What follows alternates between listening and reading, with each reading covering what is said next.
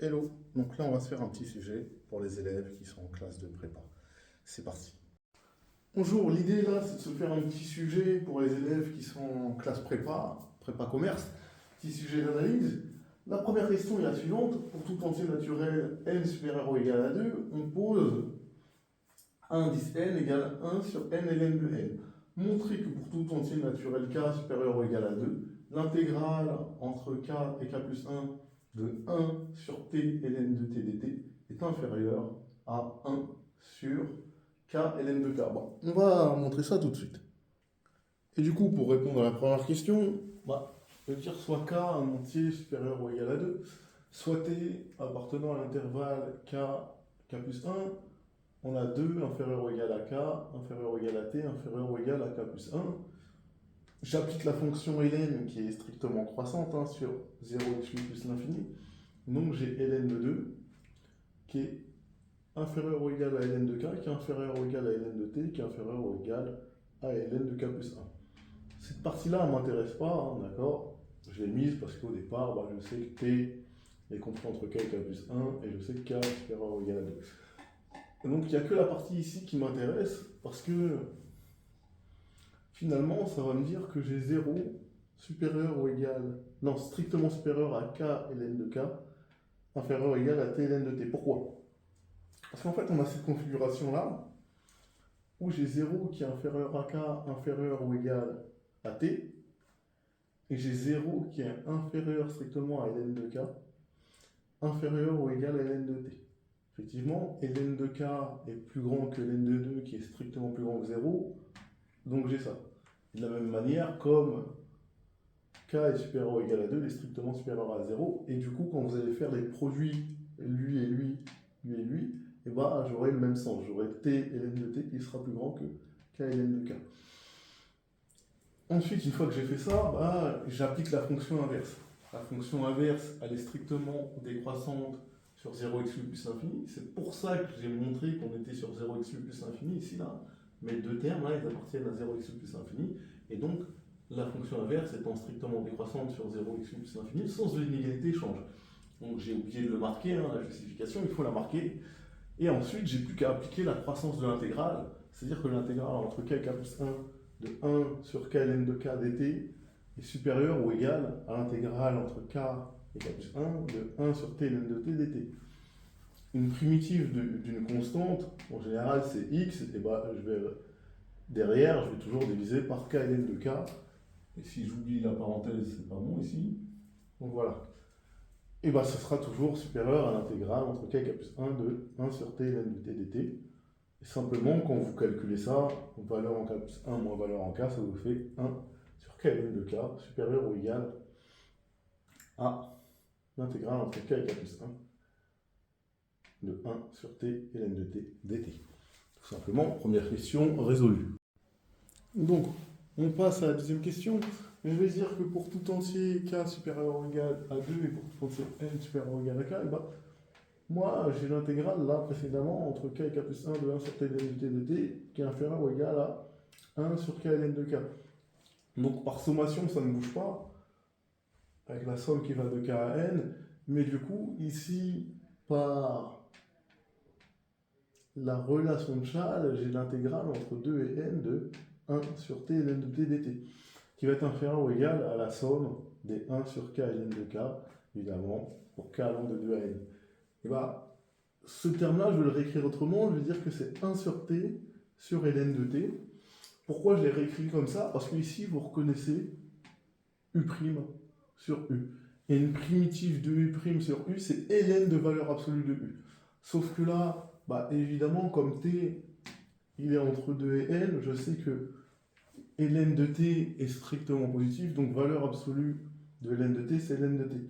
Et donc, ma primitive, elle sera là, ce sera ln de ln de t, valeur en n moins valeur en 2, qui sera supérieure ou égale, et bien évidemment, à la somme pour k allant de 2 à n de 1 sur k ln de k. Ça me donne ln de n moins ln de ln de 2, inférieur ou égal à la somme pour k allant de 2 à n de 1 sur k ln de k. Et pourquoi ça diverge? Simplement, quand je vais faire tendre n vers l'infini, ça va tendre vers plus l'infini. Et après, d'après le théorème de comparaison, et ben, cette somme-là est bien obligée de tendre vers plus l'infini. Voilà, je vous laisse faire la conclusion sur la fin. Pas le temps de la rédiger, hein. La limite ici, c'est de la composition. Ça tend vers plus l'infini. Ln de quelque chose qui tend vers plus l'infini, ça fait plus l'infini. Lui, ce terme-là n'a pas d'importance. Théorème de comparaison, lui est obligé de tendre vers plus l'infini. Et donc diverge. Donc, on nous demande d'étudier une continuité de la fonction f, hein, qui est définie comme indiqué. Bah, la fonction f, bon, pour des raisons simples, bon, la fonction x de moins x, elle est continue sur moins l'infini 0 exclu et sur 0 exclu 1, elle est même continue en continu, hein. Donc il n'y a pas de souci. La fonction x donne 1 moins x et ln de 1 moins x est continue sur moins l'infini 0 exclu et 0 exclu 1 et ne s'annule pas, c'est important de le dire.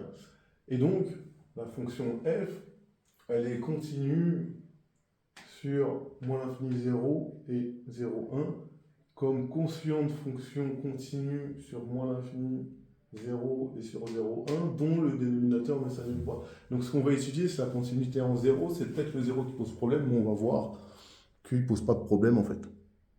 Donc pour tout x de l'ensemble, hein, qu'on a défini moins l'infini 0 union 0, 1, j'ai f de x qui est égal à moins x sur 1 moins x et ln de 1 moins x. Et il va falloir que je cherche la limite évidemment en 0 de ça. Et comment je vais faire quand vous avez ça? Bah, la limite en 0 là, c'est un peu bizarre parce que je vais avoir du 0 sur 0. Quand j'ai du 0 sur 0, pour lever l'indétermination, souvent, soit il y a une identité remarquable qu'on peut remarquer, ce qui n'est pas le cas là, soit on arrive à observer un taux d'accroissement, ce qui n'est pas le cas là, ou soit les deux dernières techniques qu'il faut aller vite, c'est soit vous appliquez le théorème de l'hôpital, c'est ça qui va vous sauver de l'indétermination, ou soit vous utilisez les développements limités, et ici on fait un développement limité en 0.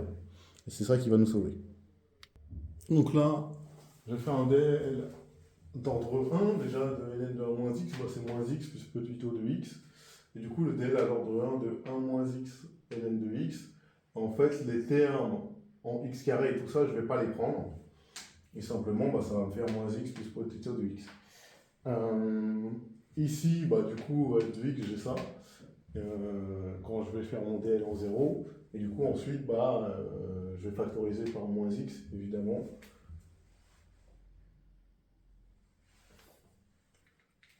Donc, ici, la limite, évidemment, ça me donne 1. Et donc, j'ai la limite de f de x lorsque x tend vers 0, qui est égale à f de 0. Et donc, la fonction, elle est bien continue en 0. Ensuite, on a une deuxième question, je suppose, c'est de montrer que f est dérivable en 0 et donner f' de 0. La problématique va être à peu près la même. On y va, donc on va faire le taux d'accroissement et on va chercher la limite, évidemment, du taux d'accroissement. Ce ne sera pas forcément simple, à mon avis, il y aura du DL à faire, mais on va y aller. Donc ensuite, on va aller sur les développements limités, de la même manière. Donc, évidemment, je peux faire un développement limité du numérateur et du dénominateur.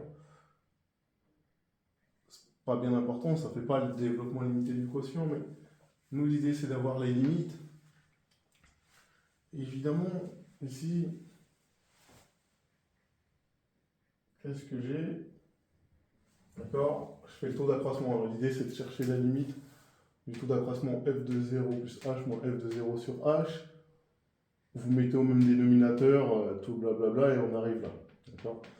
Ça, je vous laisse le faire. Je pense que c'est à votre portée. Soit vous arrêtez là, soit vous arrêtez là. Et après, l'idée, c'est de trouver la limite. Et les limites, on va les trouver grâce à des développements limités. Si je développe le numérateur, sachez que le DL de 1 moins h d'ordre 2, c'est moins h carré sur 2 plus petit o de h carré. Et un DL en 0 de forcément 1 moins h facteur de ln de 1 moins h, ce sera moins h carré sur 2 plus h carré plus petit o, évidemment, de h carré. Et ici, comme j'ai moins h carré sur 2 plus h carré, ça me fait simplement plus h carré sur 2. Ok, donc j'ai moins h plus h carré sur 2. Mais h, il ressemble à dl. Bon, vous y prêterez pas attention. Et du coup, en haut, mon développement limité, du coup, ça me fait ça. Et en bas, ça me donne ça, d'accord? Parce que du coup, le développement à l'ordre 0, le développement en 0 d'ordre 2 de h moins h carré facteur de ln de 1 moins h, c'est moins h carré, évidemment, avec plus taux de h carré. Donc, finalement, qu'est-ce qui va me rester? En haut, j'ai ça. Moins h carré sur 2 plus petit o de h carré. Là, j'ai moins h carré plus petit o de h carré. Bah, si je factorise par h carré, qu'est-ce que ça me donne? Ici, je vais avoir 1. Ici, je vais avoir 1, on est d'accord? Ici, je vais avoir 1. Ici, je vais avoir 1. Et j'aurai h là, qui va se simplifier. Ou h carré et h carré, qui vont se simplifier. Et du coup, j'aurai en limite la limite de moins 1,5 sur moins 1, ce qui fait 1,5. Donc la limite de ce taux d'accroissement, elle est égale à 1,5. Et donc la limite de f de 0 plus h moins f de 0 sur h, lorsque h tend vers 0, c'est égal à 1,5. Donc ma fonction f est dérivable en 0, et f' de 0 égale 1,5.